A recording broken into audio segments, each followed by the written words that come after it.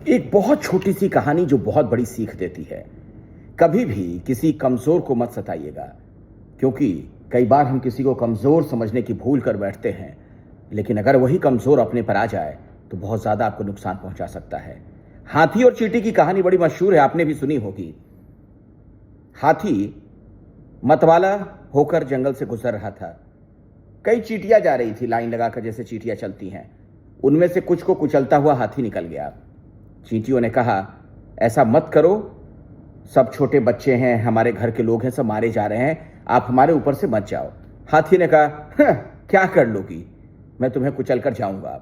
हाथी मतवाला था और कुचल कर निकल गया आगे। थोड़ी दूर जाने के बाद वो थक गया, पेड़ के नीचे बैठकर सुस्ताने लगा। चींटियों ने सोचा कि इसे तो मजा चखा कर ही हम मानेंगे। चींटियां पीछे पीछे पहुंची। हाथी जब सो रहा था, उसके सूंड के रास्ते यानी उसकी नाक के रास्ते अंदर तक प्रवेश कर गईं, और उसके बाद उन्होंने अंदर उसे परेशान करना शुरू किया, काटना शुरू किया। हाथी पागल हो गया, दर्द के मारे परेशान हो गया। उसे समझ में नहीं आ रहा था मैं क्या करूं, क्योंकि अब सूंड के अंदर से वो चींटी को निकाले तो कैसे निकाले। हर कोशिश कर ली उसने, त्राहिमाम त्रस्त हो गया।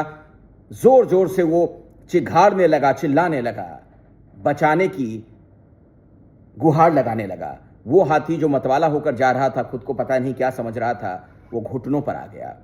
फिर चींटियों को थोड़ी दया आई, उन्होंने उसे बख्श दिया, उसकी सूंड से निकलकर चले गए।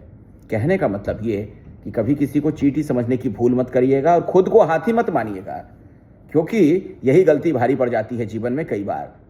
जो जहां पर है उसका वहां पर महत्व है, जो जर्रा जहां है वहीं आफताब है।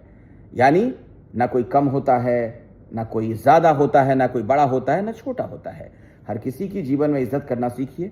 न जाने कौन कब आपकी किसी बात का बुरा मानकर बैठ जाए, दिल में उस चीज को लेकर बैठ जाए, कहां आपको नुकसान कर दे।